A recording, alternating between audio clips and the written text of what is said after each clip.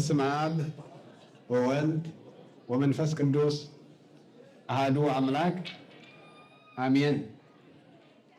ሕራይ ቅዱስን ልዑልን ዝኾነ ቅዱስ እግዚአብሔር ካብ ዘይምንባር ናብ ምንባር ካብ ዘይምህላው ናብ ምህላው ወምፂኡ ፈጢሩ ብድጋሚ እውን ነቲ ዕላማና ተፈጥሮ ዕላማና ብምርዳእ ኣብ ቤቱ ዘቆመና እግዚአብሔር ክብርን ምስጋናን ኣምልኾን ውዳሰን ሎምን ዘንቲ ዕለት ንዕ ይኹን። ሎምን ዘንቲ ዕለት ንዕ ይኹን። ቅድስት ንጽሕት አምላክ ቅድስተ ቅዱሳን ድንግል ማርያም ጸሎታን አማላድነታን ይተለርና ፈጣን ተራዳነት ናይ ቅዱስ ሚካኤልን ኩሉ ሕሩያን እግዚአብሔር ናይ እግዚአብሔር ልዕልና ዝንገረሉ ዕለት እዩ ማለት እዩ። ስለዚ እዚ ዕለት እዚ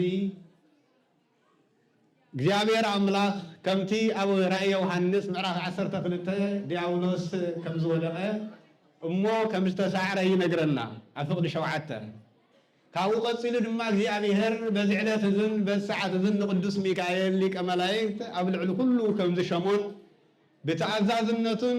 በቲ ናቱ ሓይልን ልዕሊ ገይሩ ከም ዝሸሞ ይነገር። ስለዚ እዚ ዕለት እዚ ቅዱስ ሚካኤል ዝተሸመሉ ዕለት ምዃኑ ኣብቲ ድርሳን ናይዚ ዕለት እዚ ይነገር ማለት እዩ። ኣለኹ ዲኹም ሳይ ስለዚ እምበር እግዚአብሔር ንቅዱስ ሚካኤል ናብ ኩሉ ብግባብን ብስርዓትን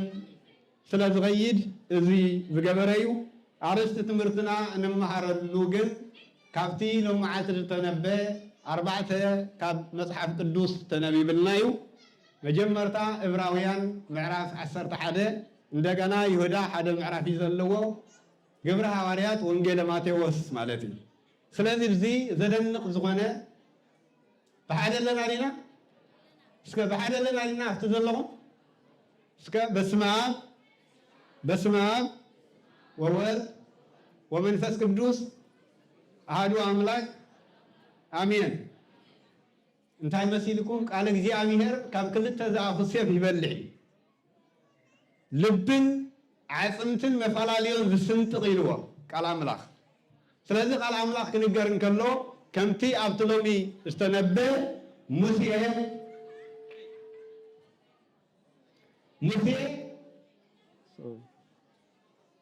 ሙሴ ኣብቲ እፅ ምስ ቀረበ አንቀጥቀጠ ኢሉ አንቀጥቀጠ ማለት ከዓ ፈረሀ ማለት እዩ። ስለዚ ከምኡ ተኮይኑ ታበቲኣ ዘላ ተዓፂኹማ ተመራፂ ምክንያቱም በቲ ዘለው ካልእ ጉዳዮም እዮም ሰርሒ ዘለው ኣለዉ ዲኹም ምሳይ። ስለዚ ናብቲ ቃል ምን ዝኸነቕልብ ናብቲ ዝበሃለኩም እውን የቕልቡ ስለ ዝብል ቃል እግዚአብሔር ናብቲ ዝበሃለና ቃል እግዚአብሔር ኢና ከነቕልብ ዝግባአና። ስለዚ እምበኣር ነቲ ዘይርአ ስለ ዝረአየ ፀኒዐ ኢሉ ኣርእስቲ ትምህርትና ዝኸውን እዩ። እስኪ ኩልኩም ምሳይ በሉ ነቲ ዘይርአ ስለ ዝረአየ እስኪ በሉ ፀኒዐ። ሪኢኹም ኣለኹም ብእምነት ነቲ ዘይርአ እንተደኣ ርኢኻ ስቕ ንምባል ኣይኮነን ህይወትካ ሙሉእ ኢኻ ፀኒዕካ ትነብር። ስለምንታይ ግን ሐዋርያ ቅዱስ ጳውሎስ ናብ ዕብራውያን ብዝፀሓፎ መልእኽቱ ነቲ ዘይርአ ስለ ዝረአየ ፀኒዐ ኢሉ። ክርስትና እምነት ዘይርአ እዩ። እቲ ምዕራፍ ብምሉእ ከነንብቦ ከለና ዓበይቲ ናይ እምነት ኣቦታት እናልዓለ እናጠቐሰ ኣብ እምነቶም ዝኸፈልዎ ዋጋን ንእምነቶም ዝሕለፍዎ ህይወትን እናጠቐሰ ድሕሪ ምምፅኡ ንነቢይ ሙሴ ኣልዒሉ ወለዲ ድማ እንታይ ኢሉ ወለዲ ንሙሴ ፅቡቕ ህፃን ምስ ተወልደ ብእምነት ትእዛዝ ንጉስ ከይፈርሑ ንሰለስተ ወርሒ እንታይ ገበርዎ ኢሉ ኣለኹም ዶ ምሳይ ንሰለስተ ወርሒ እንታይ ገበርዎ ሓብእዎ። ሪኦም ኣለኹም እምነት እንተለካ ንነገስታት ኣይትፈርህ ንሞት ኣይትፈርህ ንኩሉ ብግባብን ብስነ ስርዓትን ናብቲ ተኣሙነ ኣምላኽ ኢኻ ትርኢ ማለት እዩ። እንታይ ርኢና ኢና መፂና እስኪ ካሓተኩም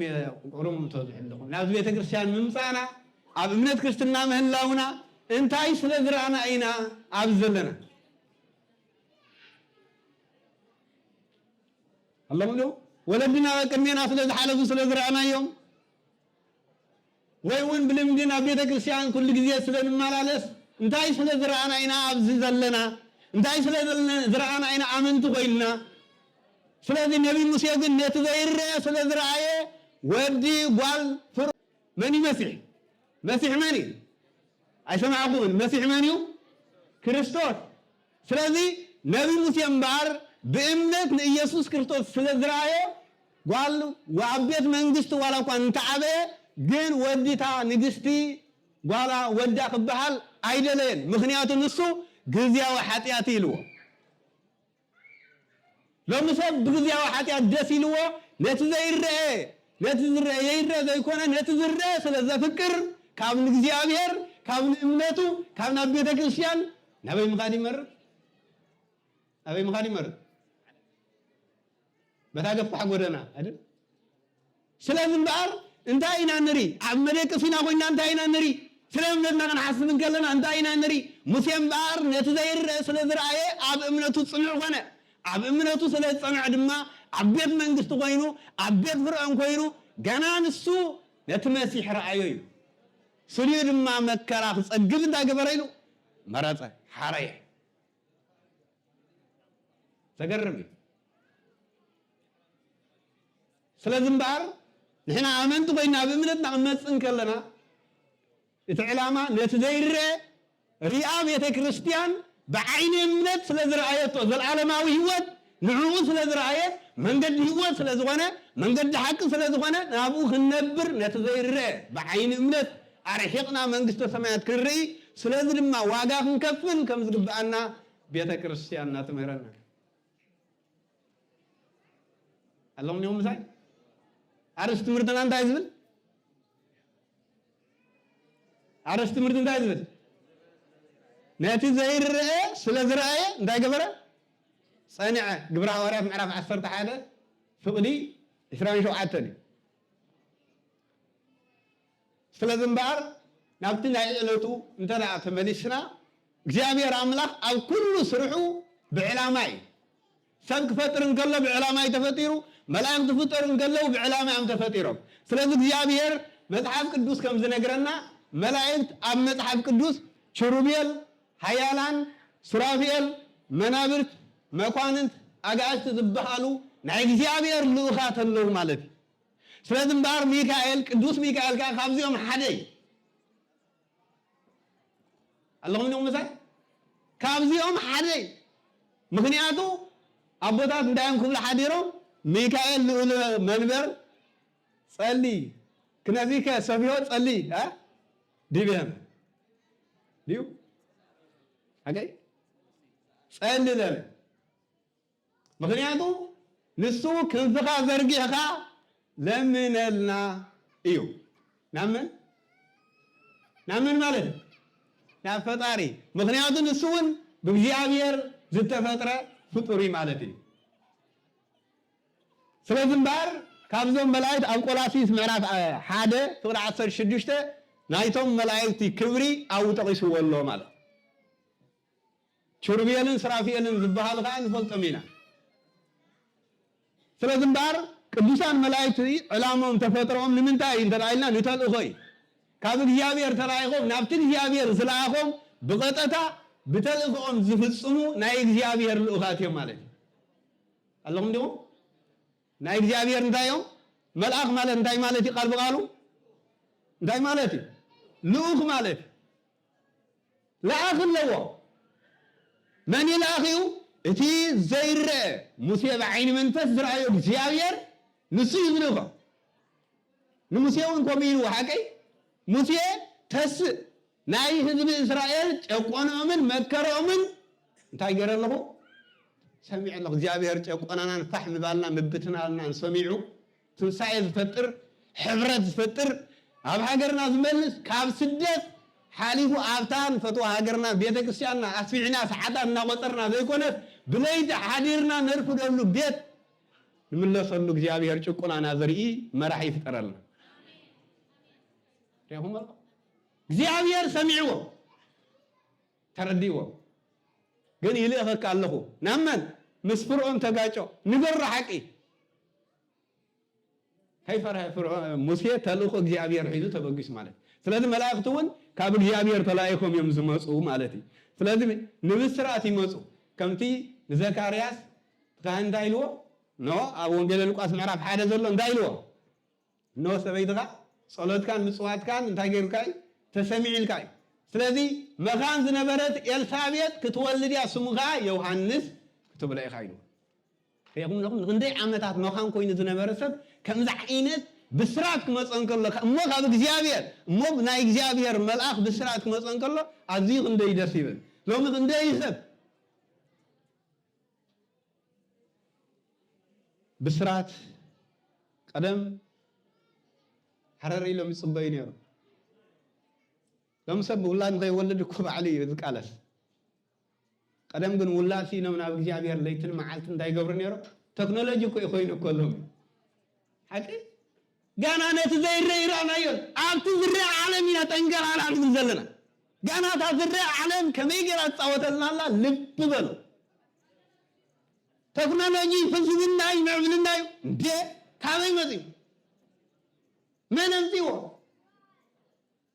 أنصار እግዚአብሔር እኮ ቀስ በቀስ ነትዝለ ለካ መንፈስ ይሕዲግ ዓለም መንፈስ አልቦ ትገብረክ ናብሲውን ትغيرك አታዓታት በቃንተ ዓኒው በአይምሮኻ ዘይትሪዮ ተኾንካ በእምነት አይምሮኻ አንተ ዓኒ ትሪዮ ነገር የለን ንሓጢያት ንግዚያዊ ሓጢያት ክትብል እምነትካ ትገድፍ ንግዚያዊ ሓጢያት ክትብል ቅዱስናኻ ትርስዕ ንግዚያዊ ሓጢያት ክትብል ካብ ቤት እግዚአብሔር ትርሕቕ ንግዚያዊ ሓጢያት ክትብል መዝሙር ትገድፍ ንግዚያዊ ሓጢያት ክትብል ንግዚአብሔር ገዲፍካ ኣብ ቤት ጨፈራ ተሓድር ማለት አይደል እንዴ اللهم لكم مثلا كم يكونن ስለዚህ ነብይ ሙሴ ግን ባይልዎ ካብ ግዝኡ በግዚያው ኃጢአት ደስ ብሎ ምንት ህዝብ አምላክ መከራ ምጽጋብ መረጽ አይሉ ስለዚህ እምነትና በአይን ያርሕቅና በምርአይ እንታይ እንገብረልና ኣብ እምነትና ጽናዓት ክንከውነለና ካላይን መቅዘፍቲ እግዚአብሔር ይሰውረልና ቅዱሳን መላእክት ንምንታይ ይላኹ ካላይ ንመቅዘፍቲ ይላኹ በሶዶምን ጎሞራን ከመይ ከም ዝገበሩ አትዝክሩም ታሪክ ሃገይ ስለዚህ ጥንቁቃቲን አንከውን ዝግባና እግዚአብሔር ንቃሉን ንናቱ ክብርን ኩል ጊዜ ድልው ለተም ዘኽብርዎን ዘፍቅርዎን የኽብሮምን የፍቅሮምን ለተም ዘይዘዝ ወግን ሕሊፉን ዕስራ አይምሮ ታይገበሮም ይሉ ሃቦም አብሮም የምዕራፍ ሓደም ብብዎ ንዕስራ አይምሮ ሽዑ ወዲ ምስ ወዲ ጓል ምስ ጓል ታይገበሩ መንዘሩ የለውን ኤርትራው የምዕብል ናይ ተፈጥሮም ይኻብ ከለዝ መጽይ ምን ይልካ አምላክ ነው ይብሉ ሆም ስለዚህ በለካ ሆም ትብል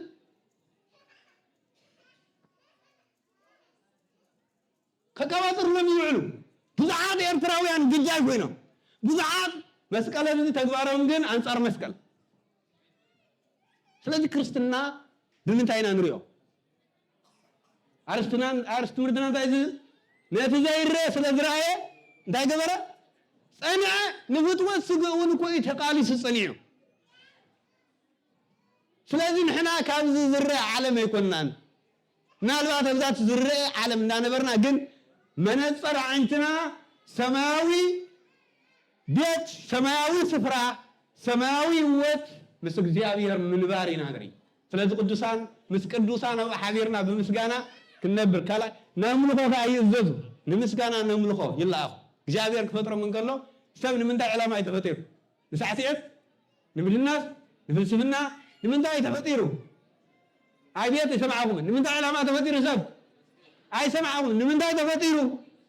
ይኹም ተፈጥሮኻ ዕላማኻ እንተዘይ ተረዲኻ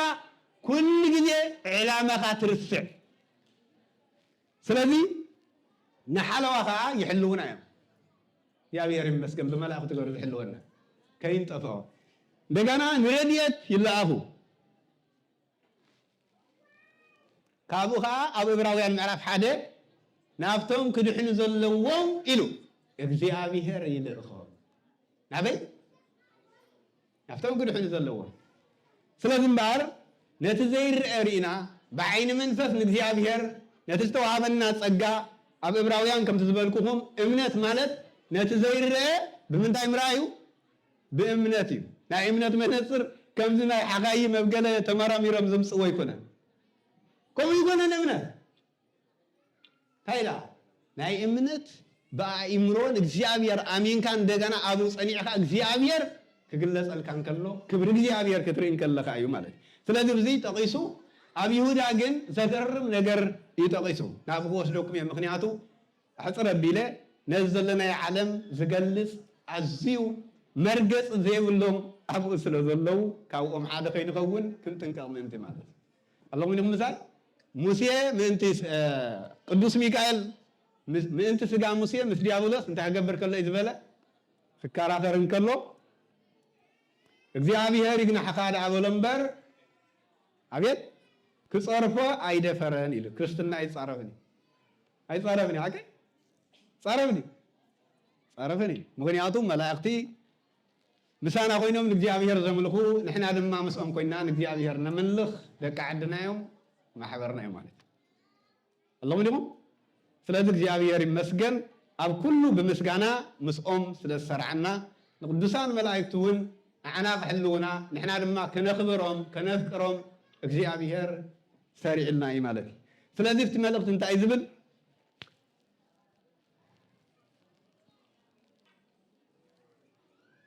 بمجد قايل سلازخدو ምእንቲ ገንዘብ ኣብ ስሕተት በልዓም ስለዝፀለፉ ከም ቆርዓን ከዓ ከም ቆርየ ስለዝዓለዉ ጠፊኦም እዮም ይብል ኣለኹም ዲኹም እዞም ዝጠቂስዎም ዘሎ ኣብ መፅሓፍ ቅዱስ ኣዝዮም ክፉኣት እዮም ቃየል እንታይ ዝገበረ ኣይሰማዕኩም ቃየል እንታይ ዝገበረ ሓዊ ዝቀተለ በልዓም እንታይ ዝገበረ ኣብ ቅድሚ እስራኤላውያን ቆይሙ ዝጠንቆለ ንእስራኤላውያን ክጠፍኡ ኢሉ እግዚአብሔር ግን ነቲ መርገም ናብ ምርቃ ለዊጥዎ እግዚአብሔር ሽግርና ኩሉ ለዊጡ ሓድሽ ህይወት ይሃበና ዝመፅእ ዓመት ዓመተ ሰላም ዓመተ ፍቅሪ ይግበረልና ሪኢኹም ኣለኹም ህይወትና ብቃል ኣምላኽ ይዝልዎ እግዚአብሔር ነገራት ይልውጦም ይንዓኻ ገጅፍ መከራ ኮይኑ ዝተረኣየካ ንእግዚአብሔር ምስ ቀረብካ ግን ንእሽተ እዩ ቅረቡ ሃብዮ ያበርር ለክሙ ኢሉ መፅሓፍ እግዚአብሔር ቅረቡ ንሱ ድማ ከብርሃልኩም መንገዲ ከሪአኩም ስፍሩ ከሪአኩም ክብሩ ከሪአኩም ስለዚ ነይቲ ዘይርአ ሪኢኻ ከዓ ወትፀንዕ ማለት እዩ ስለዚ ነቲ ጋሪድና ዘሎ እዚኣቶም ብጣዕሚ ሓደገኛታት እዮም ቀፂሉ እንታይ ዝብል ኣብ ናይ ፍቅሪ መኣድኹም ይሳተፉ ምስ በለ ንገዛእ ርእሶም ዝጓሱ እዩ እንዳበለ ይኸይድ እሞ ንሳቶም ኢሉ ከምቲ ንፋስ ዝደፍኦ የማን ፀጋም ዝብል ማይ ዘይብሉ ደበና እዩ እቲ ደበና ማይ የብሉን ማይ ከፍስስ ይኽእል ድሓ ይኽእል ኣይክእልን ኣለኹም ዲኹም ኣይክእልን እዩ ማለት እዩ እንደገና ካብ ሱረን ተመንቂሶን ዝወደቃ ክልተ ግዜ ዝሞታ ፍረ ዘይብለን እንታይ እዮም ማለት ኣግራብ እዮም ዘገርም መሊሱ ክጠቅስ እንከሎ ካብ ስፍርኦም ዝተመዛበሉ ከዋኽብቲ ገረብ እንተደኣ ሱር ሰዲዱ ተተኺሉ እንታይ ዝገብር ይፈሪ ደበና ማይ እንተልይዎ እንታይ ዝገብር ማይ የዝንም ክርስትና በቲ ነቲ ዘይርአ እንተደኣ ሪኢኻ ፍረ ከተፍርለካ ማለት እዩ ልክ ከምቲ ማይ ዘይብሉ ደበና ኣይትኾን የማን ፀጋም ኣይተብል ገምጠልጠል ኣይትበል ነቲ ዘይርአ ሪኢኻ ኣብኡ ፅናዕ እቲ ማይ ዘይብሉ ደበና ማይ ኣይሃርምን እቲ ክልተ ግዜ ወዲቑ ዝሞተ ገረብ እውን ፍረ የፍርን ስለዚ ክርስትና ኮንካ እንተደኣ ፍረ ዘይተፍርህ ኣሊኻ ንምንታይ ፍረ ዘይተፍር ኣለኻ